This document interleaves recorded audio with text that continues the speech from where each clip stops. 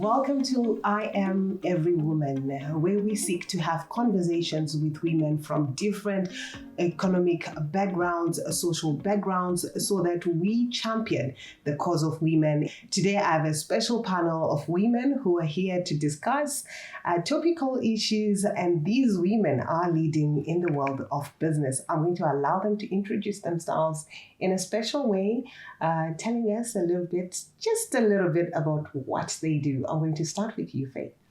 Thank you so much. I'm excited to be here and be part of this conversation. My name is Faith Katsaura. I'm a marketing and business development strategist by profession, but more importantly, I'm an entrepreneur with 3 entities under my belt. Currently, I'm the founder and managing director of Zuva Printers, which is, we've been running for 13 years now. We are a design, print, branding, and packaging company. Under the packaging arm of Zuva Printers, we run a business unit called Biopack Zimbabwe, whose mission is to protect and preserve the environment by retailing only 100% biodegradable packaging. And then lastly, more recently, coming from basically my profession and my passion, I also started a consultancy firm called Acumen Marketing Consultancy. We basically try to help small to medium enterprises come up with growth strategies and marketing strategies that will help catapult their businesses to the next level. But my fondest definition of myself, I would have to say, is that I'm a phoenix rising. It does sound exciting, isn't it? Yeah. Thank you for having me. And I'm so excited to be amongst such amazing women. My name is Ruth Maswaya. I run a business called Tram Graphics. We do promotional gifts and promotional material.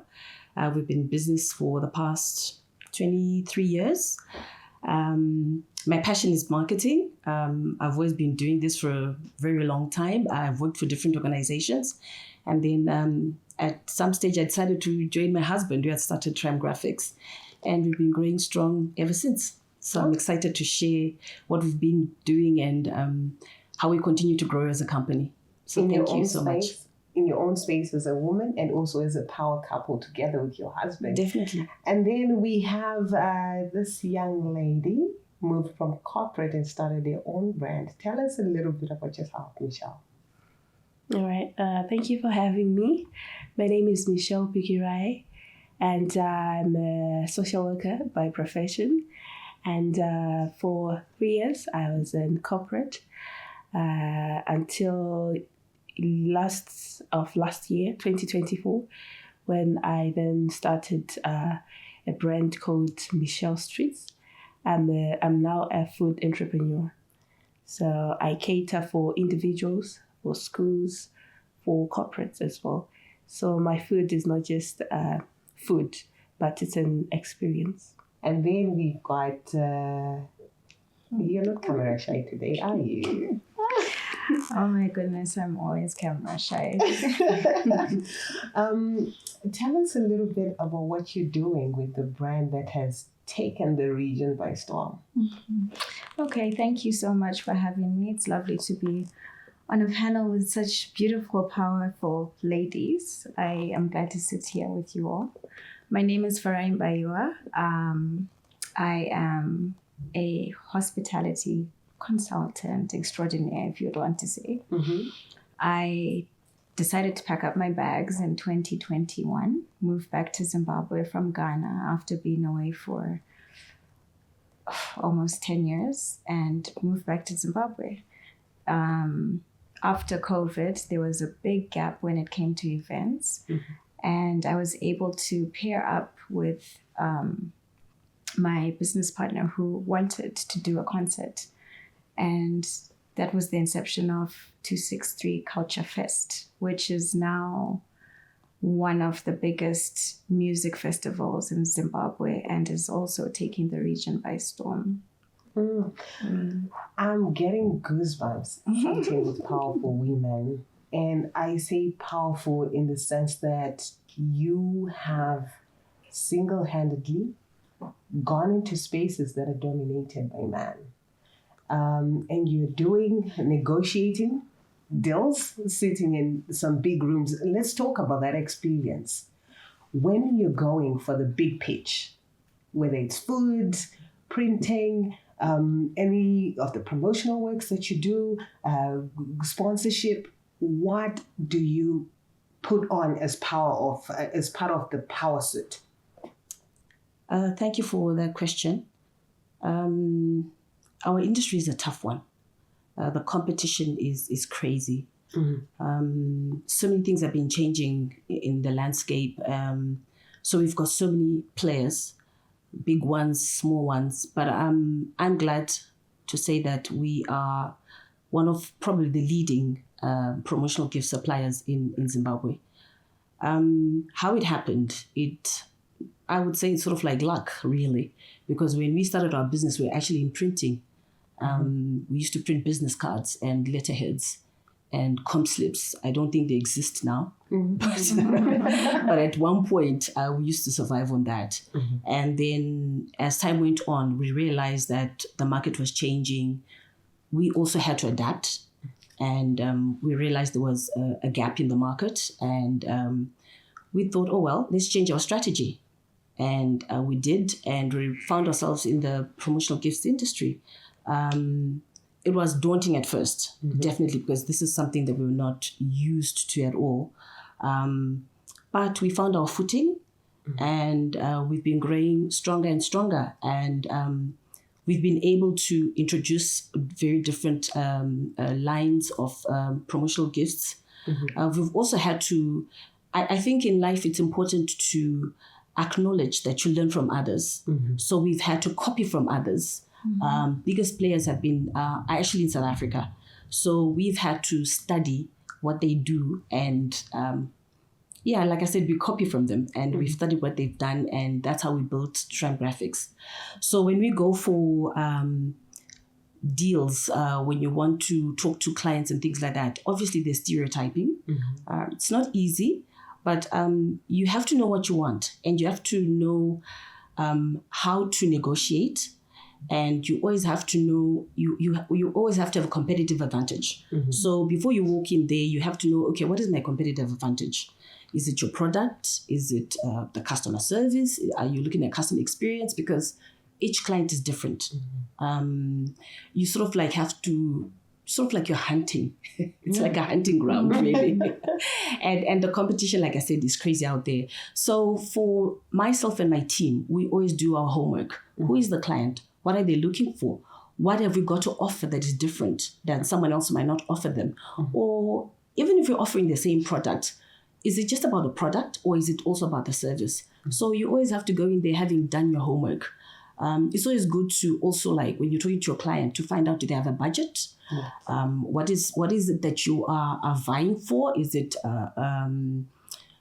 a promotion, or like these days we've got marathons going on and things like that. So what have you got to offer that is different, that someone else is not offering them? So I think I would say it's always good to do your homework and understand what the client is looking for. And then you have to work backwards and just think of different ways of exciting your client. So there's so much that you can think of and come up with, but you just have to say to yourself, look, I'm going for the big guns. Let me just go and show them what I do. And it's also good to be consistent. Consistency pays off. So when people get to hear about you in the market and they see what you've done, it really does pay off.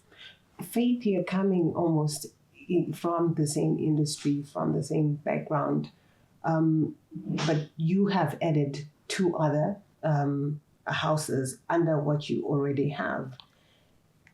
What has been the experience? Because it's as if it comes with challenges, yes, but you have overcome those and repackaged yourself.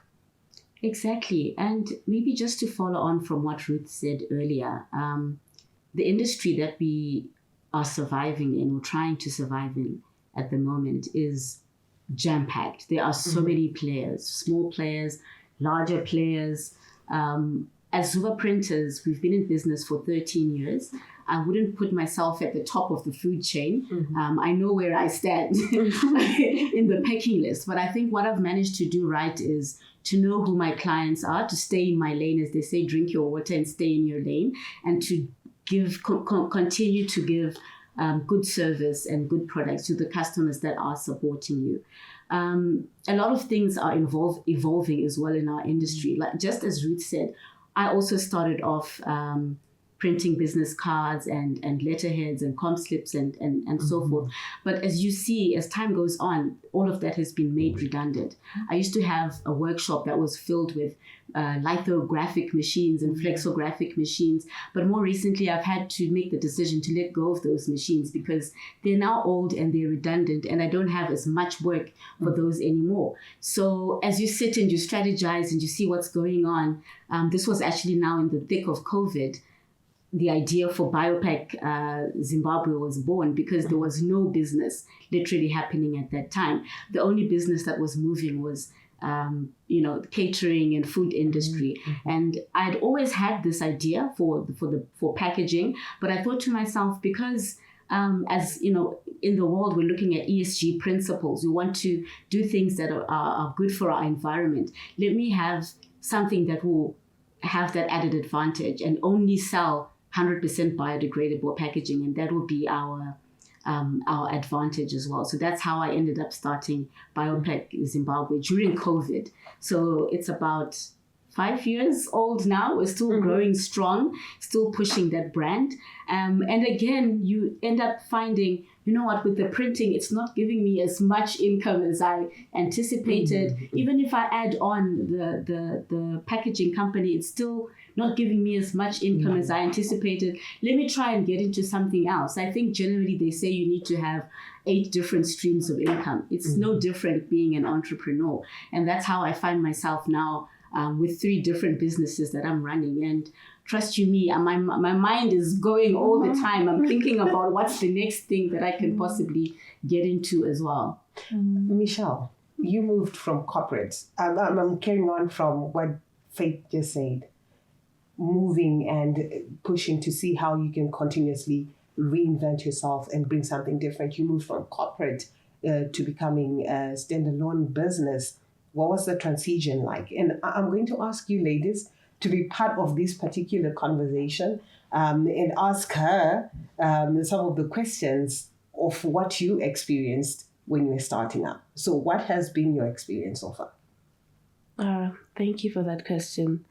So my experience starting out, the transition from corporate to, being a brand, a whole brand, a standalone brand, it was tough, to be honest, because it came, it was so unexpected, if I must say. So that transition, at first I got into this phase questioning a lot about myself, my future, my capabilities.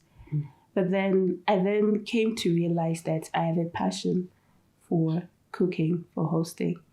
So I decided to take a leap of faith. It was tough. So you turned your passion into a business. Yes. And I want to ask you, when you came back from Ghana, back home, what is it that pushed you? Because you're talking about the hospitality industry, but you're talking about a partnership with a friend that has turned into a big business.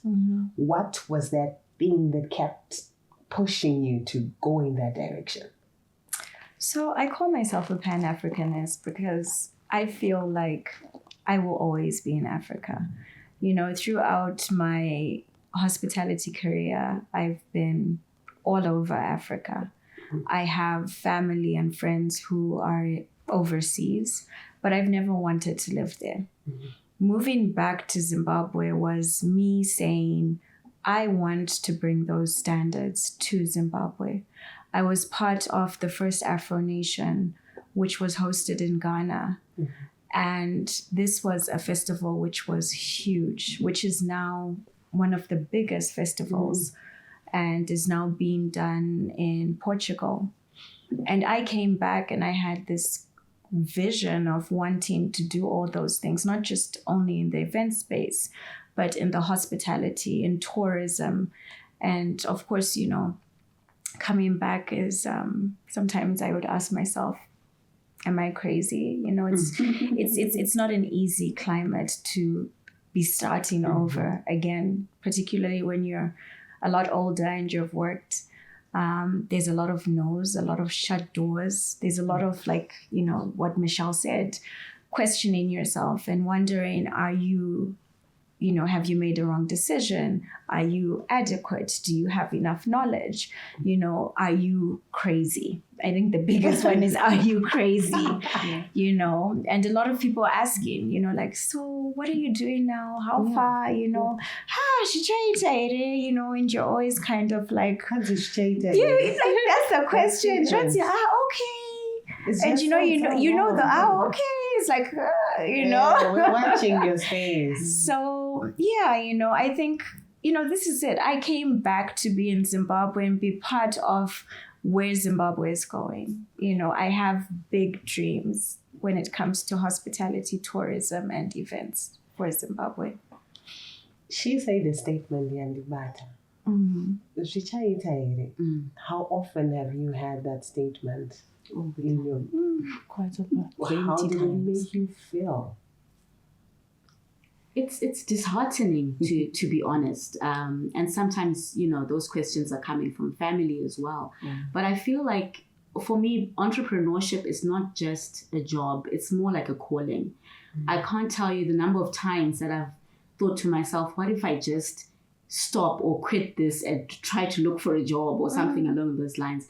But there's just that thing that's deep within you that keeps, you know, nudging at you, saying, look, you can do this. And I feel like we have different types of entrepreneurs in Zimbabwe as well. Because of the economy and, you know, it's very difficult to get a job. A lot of people are starting businesses because they've got no other choice to start a business. But for some other people, like myself, I started these businesses because it was my choice, not because I didn't have another choice. I'd actually been working, you know, as an intern for another big printing company. I did a little stint in engineering as well. I've been through the corporate... Engineering? That's a story for another day. It's a story for now. We want to hear about this. This is an interesting one. So, like I'm saying, I started my businesses not because of not having anything else to do or not having an option, but it's just because it was my choice. So, unfortunately, I feel this, like I said, you know, because there's no work in Zimbabwe, we have so many people that are hustling, just trying to see how can I make ends meet. So when you get coming back to the comments, those sort of comments, it's a little bit disheartening because you're thinking, this is my calling, it's my passion. And it may seem as though now things are not quite, you know, coming out as they should, but just give me time.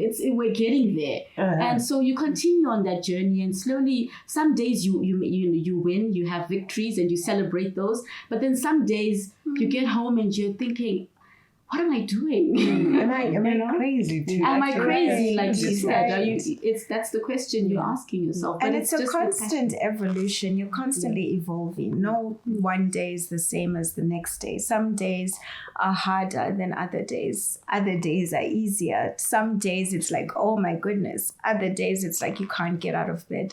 So I think, you know, it's a lot of grace you have to give yourself when you transition from, you know, corporate into entrepreneurship, you know, and constantly, you know, I think around us, everything is changing. So it's like always being on top, always trying to innovate, always looking at the trends which are outside so that you're beating them before someone else does, you know, so it's like staying on your game 24/7, you know. Yeah. Do you ever actually get a break? Michelle, you are doing food.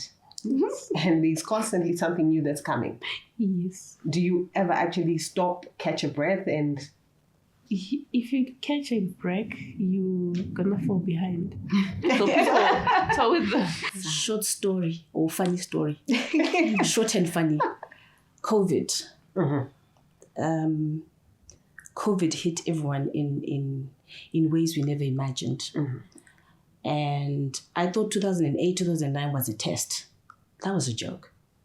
Wow. COVID was like lightning.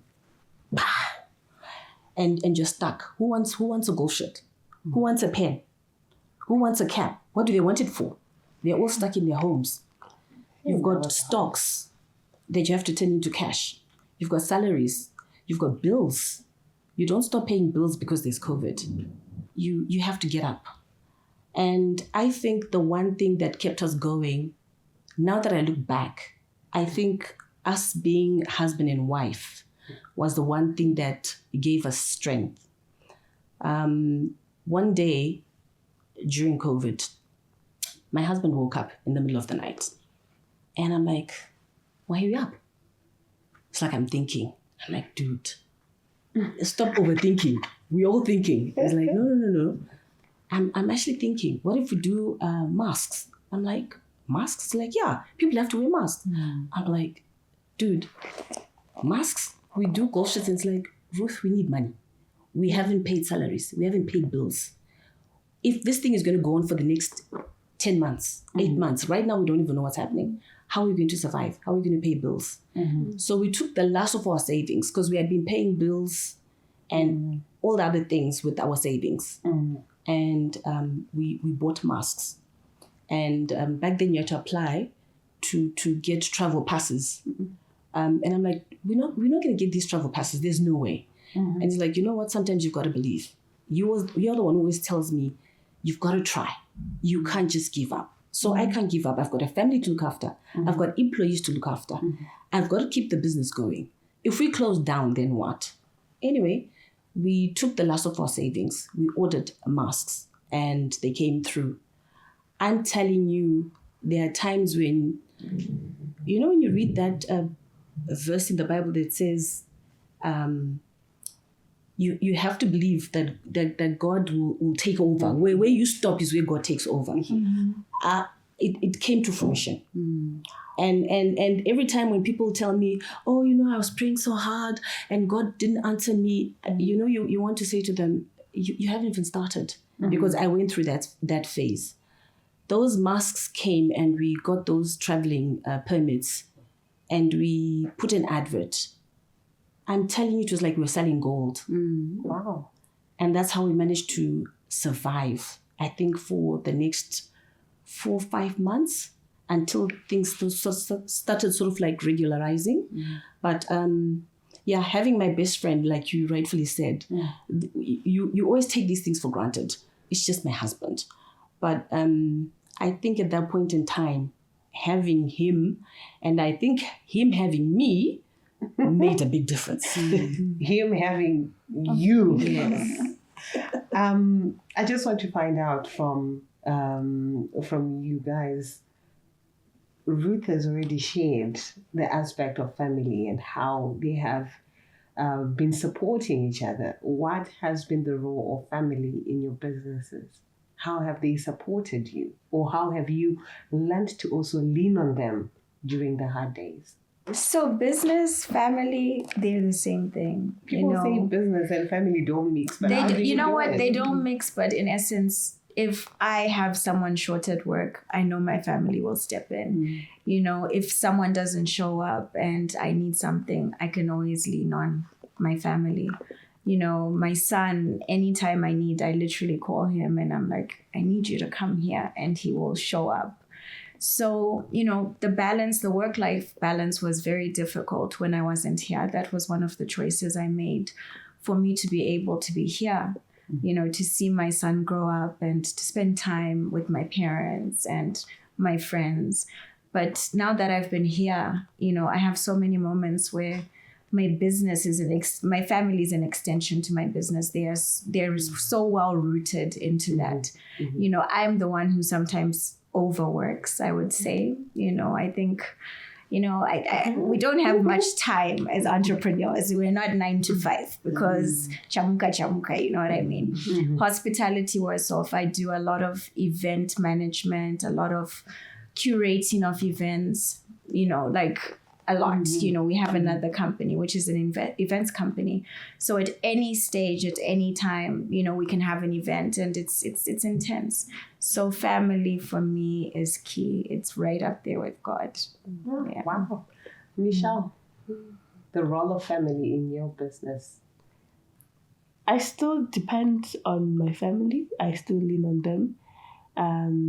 So right now, a restaurant is coming up soon. Oh, And food God. joints. Yeah. Are we going to go have lunch? Oh, Yes. definitely. You have to. A part 2. And so even for me to perfect my skills, I had to get some of the money from my sisters, etc. Oh, we love big sisters. Yes. So I'm a that's big sister, I just have to say that. so that's the role of my family in my business, and they cheer me on, Mhm. So just hearing a well done when you're just having a bad day, when you feel like you've messed up, with cooking. Something can just go wrong. And one day, it's a bad day in the kitchen, but yeah, you've got support. And Faith, what has been the role of family in your business? Well, for me to be here, sitting here today, I had to leave my young daughter with my mom because I don't have a maid, or rather a helper, to look after her. Otherwise, you would have been seeing a little girl running around and causing havoc here. So it's things like that, Sometimes with the line of work I run, I have to be in the office until maybe 7 or 8. She needs somebody to do homework with her and things like that. I know that I've got people that can support me with just, helping my life to look a little bit normal, or to have, a semblance of normalcy. And just as Michelle said, it's difficult as especially small entrepreneurs to get money from the bank, for example. But I always find that family is always willing to chip in if you really need, if you're short on cash for an order here, an order there, whether it's siblings or parents even, they're willing to chip in. But of course, we need to be also act as business-minded people. And if we borrow from somebody, try to give that money back and so forth, because those are the kind of things that then ruin, relationships with family. Sure. But definitely, family has been very, very important in helping me to just create some sort of semblance of normalcy in my life. In my personal space, I've had an experience. I work my 8 to 5 job, but I sometimes feel like not giving my kids or my family enough time. And I just want to find out from you guys, do you also struggle with the same things where you feel, because you indicated that ours is not an 8 to 5 job, it's chamuka inyama. Ipapo wakujeta zvinu. Do you sometimes feel like you're in that space where you have to sacrifice certain relationships within the priority list so that something can move? You can never put a value on having your family around, especially for us ladies. If your mom is around, or if your aunt, or even if it's your maid, you always want that trusted family member around you, because with children, they can get sick. You have to go and pitch. You are wanted at 8 o'clock. You can't phone a client and say, oh, sorry, I can't make the meeting at 9. My daughter is sick, or my son had to go to the doctors or something like that. So your family is key. Every help that you can get, especially for us women, people underestimate what women have to go through. It's not just us waking up in the morning and wearing our business suit. Before you leave your house, you have to find out that everyone is in their space. Everyone has what they need. And all this is on you. Other than the business aspect, like you rightfully mentioned, that before you go to work, you've got so many other responsibilities and roles because you are mom. You are expected to be the doctor, the nurse, the teacher, the homework part of it. You're supposed to be giving instructions. So you can never underestimate how important family is. And rightfully so, women, there's just so much. It's a tall order for us. It's hectic, I think. Yeah. And I think these ladies will agree with me. It's hectic. It's hectic, but you still have to perform. So you're wearing these different hats, and you have to perform exceptionally well, because no one is willing to hear an excuse. No one wants to hear it. It's a dog-eat-dog industry. Exactly. So you've got to show up, regardless. What has been, okay, before I come to you, Faith, what has been your experience? Because entertainment industry in itself is cutthroat. A lot of men would rather form a little boys club and close off everyone else. And you can literally see that this is being done. So how have you been able to navigate that space? I don't know. Are we navigating or are we showing up every day? You know, of course, there's a lot of challenges when you get in there. They are, you walk in and they're like, oh, Farai, you're a girl. Because, I have a unisex name, so always the assumption is, and I see emails come Mr. or Mrs. But I think it's always knowing your work. You don't have a moment for you not to know what you're talking about.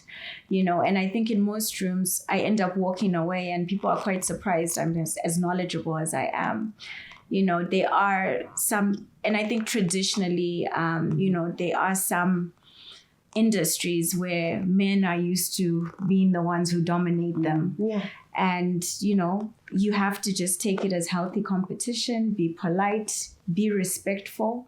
I think in Zimbabwe, we're still learning that competition is not a bad thing.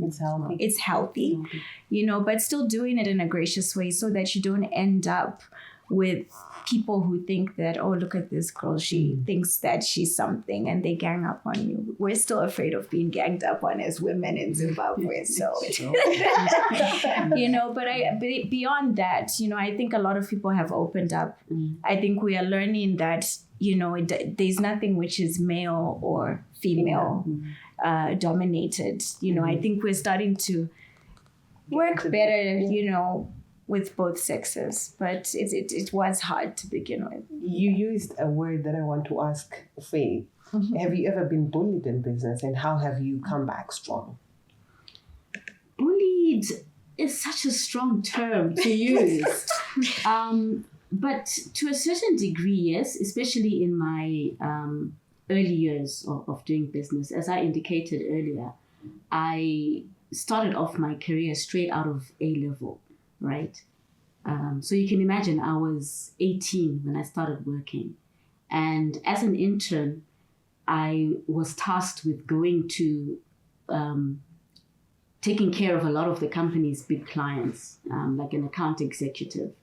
So you can imagine a little 18-year-old girl walking into an office and having people try to take you seriously, because I'm also quite small in stature. They end up sort of brushing you aside or not taking you seriously, or asking, can I speak to your boss, or things like that, So that's the kind of, I suppose, bullying that I've encountered in my career. But what I also learned along the way is you need to be knowledgeable, very, very knowledgeable about your craft, whether it's cooking or hospitality or promotional gifts, printing, whatever it is. You need to know whatever question you're going to be asked. Don't then say, I'll have to come back to you. Clients need to know that if you're sitting in front of them, you're going to look after them. All their questions are going to be answered, whether it's pricing or whatever it is, everything that they need. They don't have to look anywhere else.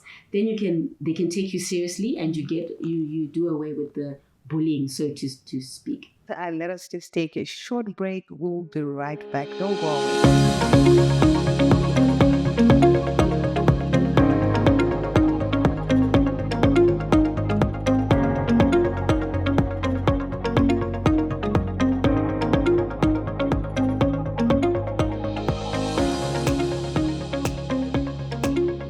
Welcome back to I Am Every Woman, where we're seeking to just dispel the myths and some of the trending issues in the world of business for especially women who are running their own businesses.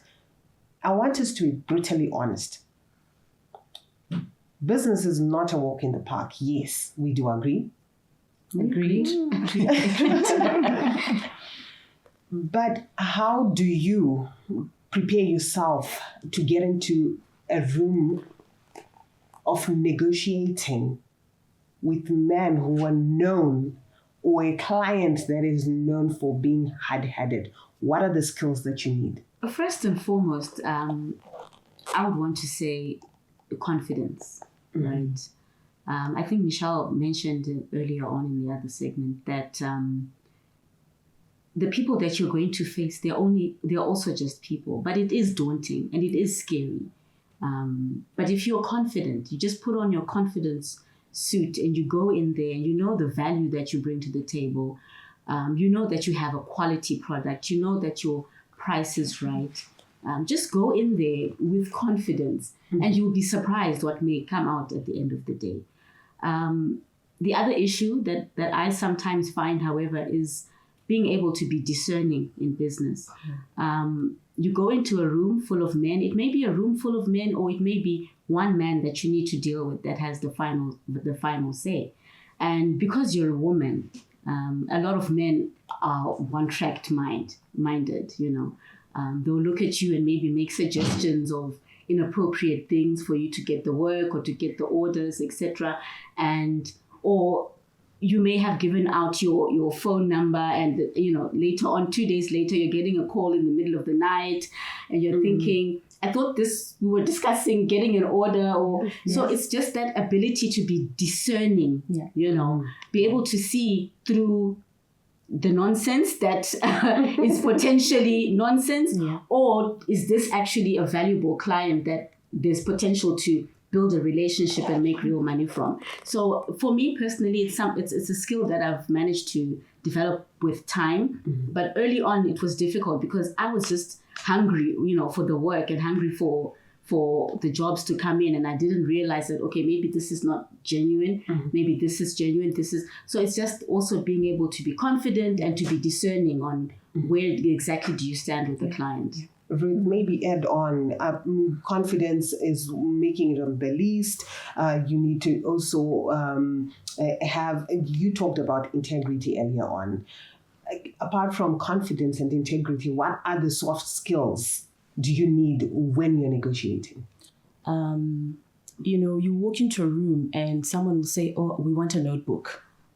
And you say to them, someone will rush to say, what is the price? That is usually the scenario with clients. If you walk into a boardroom and there are 4 of them or 3 of them, one will say, oh, we're looking for business notebooks for year-end gifts. And someone will say, oh, by the way, how much are those notebooks? So when you know your product, the first question you're going to ask them is, well, you haven't given me a detailed explanation of what it is that you want in the notebook. We're talking of the branding in the notebook. We're talking of whatever it is that you want in the notebook, because pricing differs depending on the product. And you will hear someone saying, oh, your product better not be over $3. And you're sitting there and in your mind you're thinking, excuse me, where did that price come from? So you do come across such condescending individuals, but it's to be expected because that's the industry. Again, they're trying to get you off your footing because there's some people who are very good at doing that. So like Faith mentioned, confidence is very key. You have to walk in there and you have to let them know you know what you're talking about. You have to be respectful. Even when things are thrown in your face, you can't let your guard down. You still have to wear that business face. I'm here to negotiate and I will leave when I am done negotiating. Oh, exactly. Because you cannot be bullied, like you said. So you really have to know your product. You have to know yourself and you have to know your value. Clients, most of the times, don't know what they want. So when you know your products, you are there to tell them, okay, you have these options. And these options will vary in price because of A, B, C, D, E. A very simple example. Some clients will say, oh, your notebook is $10 and another competitor charged us $3. So the next question you're going to ask them is, did you ask the mode of transport for delivering these notebooks? Are they coming by air or are they coming by sea? When do you want them? Because the period differs. So these are little technicalities that now work to your advantage when you know your product, when you know how everything works. So it's very, very important to just know your product, know your value, and know what it is that you're doing. I think that's one of the big things that you can go in there with and strike a deal. Wow. I've just your quality as well, Ruth has mentioned she runs one of the biggest, promotional gift suppliers. This client is saying, I want a notebook that's $3, but that $3 notebook is coming from Siamwa, who's got a corner office in town. Are you going to get quality for that $3 as opposed to dealing with who you've already dealt with for the past 3 years, you know that you're going to get a quality product. So sometimes just giving them that little question of, okay, fine, this is $3, but ours is always $10, and you know you're going to get quality and it's going to come on time. Show them the benefits and the disadvantages of dealing with you as versus dealing with the other competitors as well. An issue of pricing came up. And in the entertainment industry, a lot of the times events will flop because of mispricing. How have you been able to price your products right with what's currently trending, especially in the Zimbabwean economy? Why would somebody prioritize going to a concert? So I'm going to ask you about that niche. Why would somebody prioritize going to a concert over putting something of importance, maybe say chicken on the table? So what we have done is, to begin with, when we first started in 2023, that's correct, 2023, we kind of did it, we did our pricing more of benchmarking from other concerts. However, when we now put in all of our costs and what we had to offer, the number of artists we were inviting, we came to find that we were not like all the other concerts, and we had to set a level and a standard. And I think Faith mentioned, just because something is $3 doesn't necessarily mean that everything should be $3. When we look at what we put into the concert, from our VIP to the airfares for the artists and the managers, accommodation, making sure that everyone is catered for, the production, we want the best for each and every person who comes to attend the show. And over the years, when we even look at our growth from social media, from feedback, from comments, definitely people are beginning to understand why 263 Culture Fest is priced like that. And, just to put it out there, for instance, we start early bird tickets at $10. And our general ticket is $30. And people have an opportunity. In the past, I think in Zimbabwe, people don't really trust promoters because they've been burnt in the past. But we have been consistent and brought everybody we've said we'll bring over the years. And we have people right now asking, when are the tickets going on sale? So it's consistently making sure the brand is always exceeding what our consumers expect. And just ensuring that we're not benchmarking against other people, because we know why it makes it what it is and why we're hoping each and every one of you will be there. I'm definitely booking VIP tickets for all the ladies who are here today. They need to be part of the VIP this year and have that experience. And we already have a front seat at the restaurant that's coming up. So plenty of activities. How do we build stronger networks as women? Because from one generation to the next, we need to be passing down the nuggets of knowledge like you are doing right now. How do we build on those strong networks? Because currently, social media is taking over the space and we're no longer having real conversations. So how do we continue to do this from your experiences? People have stopped being real. Yes. It is so refreshing when we sit like this and we talk about these things and we share this space. Because everything we do in life is about experiences. Everything we do in life is about exposure. And if you look at the Zim market now, we've got quite a lot of people who've come from abroad who are establishing themselves here. We've got, I think if you look in the last 10, 15 years, we've got children who've left school in Zim and gone to be educated abroad. So we've got world-class citizens who are now realizing, yes, the landscape may not be what we want it to be, but opportunities are there. And how do you make yourself different? You become like Michelle. How do you make yourself different? You offer catering services, whatever product you're working on. You've got to find your own niche. mentorship as well, I think, is Yes. another issue that we need to talk about in terms of just passing down those nuggets. I know a lot of us here are younger, some of us are older. I have had the privilege of being mentored by a lot of older women as well that have done big and phenomenal things in business. And I try as much as possible to do the same to the younger generation coming up. So we should always be thinking, okay, who can I sit down and have a cup of coffee with? You know, a coffee is like $3. Okay, you're not going to spend more than $10 for 2 cups of coffee, but you're going to come out richer from that conversation. Yes. You've either, given out a few nuggets, or you've been handed down a few nuggets, and that's how we build our networks, and that's how we continue, making sure that even the younger entrepreneurs that are upcoming are building businesses that are of integrity. They have the confidence to get into the boardrooms and make those deals. They're good negotiators and all of that. I love the way you say a coffee is just $3. And I'm looking at personal investment. That's personal investment. Let's touch a little bit on personal investment. What are you willing to invest in yourself, Michelle? Maybe just building on that.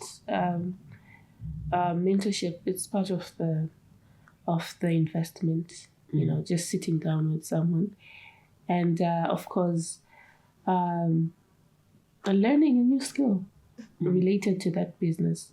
I'm willing to go that far. Farai. The crazy thing about hospitality is you go, you study, you spend all these hours studying, but for you to complete your qualification, you have to be an intern. And in that interning is where you decide if you're really cut out for it, where you also put theory into practice, but also where you then find people who mentor you to where you were. I had a mentor by the name of Chef Ruby Peitzel, and she had cooked in Michelin star restaurants in London. You're making me hungry.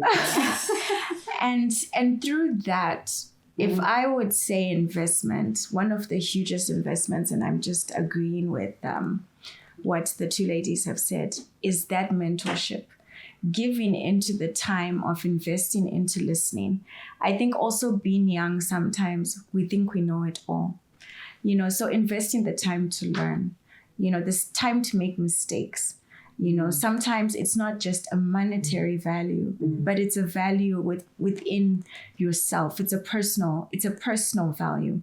One where you have to learn humility. And, maybe like I'm saying, it's a hierarchy in hospitality. You don't wake up as a manager. You start at the lowest of lowest. I remember I used to be a porter. A porter is who takes the bin out. And you move all the way up there. So having that humility and investing into wanting to learn from other people. A lot of what we are doing now, it's been done before. We're not reworking anything that hasn't already been done. That's true. But we're constantly learning from people who have done it and adding to it and making it better. So, wow. Yeah. Humility, patience, confidence, integrity, spirit of fighting. All these are just jam-packed into one person. And that's creating an ultimate CEO, an ultimate business leader. With that in mind, when we move forward as women, how do we have conversations around high value networks and net worth? Because I feel sometimes we want to be in spaces as women because we are women, instead of being recognized for what you can do and what you can deliver. How do we shift mindsets to go towards my net worth as Rumbi should be based on what I bring to the table and not pity? No pity parties. How do we move away from that mindset? But I think it's rooted in, and I will go back to rooted in knowing your value, right? Some of us have been in business for over 20 years, other just, a handful of years. Myself, 13 plus years. As you're starting off, you may not be as confident or, in the value that you bring to the table. But after you've been in the game for a while, you start to realize that, okay, this is actually who I am. This is what I have to offer. And this is what my value is, right? So put yourself in spaces with like-minded people, right? It goes back to where I said, don't, for example, just attend every single networking event that's available for you to attend. You need to pick and choose what is aligned to who you are as a brand, what aligns to you as, where you want to go in your life as well. I think that's what I would add to that. The issue of mentorship plays a very big role. Exposure plays a very big role. If you look at our girls, for example, here in Zimbabwe, girls who are going to the local university, I'm not taking away anything from them, but I'm talking in terms of exposure and value they place upon themselves. And then as they grow into business, there are so many things at play that affect the individual. So we might think these things are separated, but they're not. Your value is not just about the value. It's about your integrity, personal growth, where you want to be, the things you want to be exposed to. So I'm giving the example of a local young lady and a lady who's traveled and has seen how things are done differently. So when you put the two young ladies in the same room, one will seem like they're not that important because they know certain things to a certain extent in a way, whereas the other counterpart, probably who's traveled or seen different things, knows how to relate or look different or show up differently in a room because confidence has been built through mentorship and experiences that they've gone through. So what I'm trying to get at is your net worth and your network. I think it starts by being built from a very young age in a way, and then as you grow older, you're coming across all these different things that you're learning that are adding value to you. So when we now get to what's your net worth, what's your network, people are now asking, is it about the contacts that I've made? But I think it's things you've built up on over time. And working on those and just finding who you are in whatever space you are, because who you were at 20, who you were at 30, who you were at 40, you keep evolving, you keep changing, you have to keep on adapting. So I think as you grow older and you find yourself and who are you in this space, your net worth part does sort of like also evolve, I think. So just to add to Ruth, I think also being intentional. I found being intentional about the places I go, the people I see, the invites I accept. It puts you where you want to be. Also sometimes having people who are older and wiser around you. I always feel a bit weird when I'm in a room where there's not one person who's at least 10 years older, and 10 years in a good way. Someone who's going to, have knowledge flowing, because there's so much around us everywhere. I think we have learned so much from just being here from each other, so it's intention. I think the older I'm getting, the ones that you're becoming, I'm becoming more intentional, and I think it's that, it's that intuition, that discernment of knowing where to be, Michelle, as we're parting, what's your key takeaway from the interaction that we have had? What is speaking to your heart at the top of the list from what has been said today? From the top, I would say I learned a lot.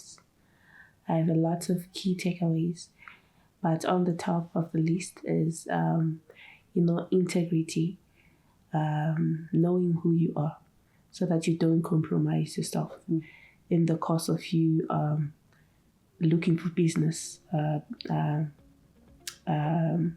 looking for business deals, striking those business deals, or looking for orders.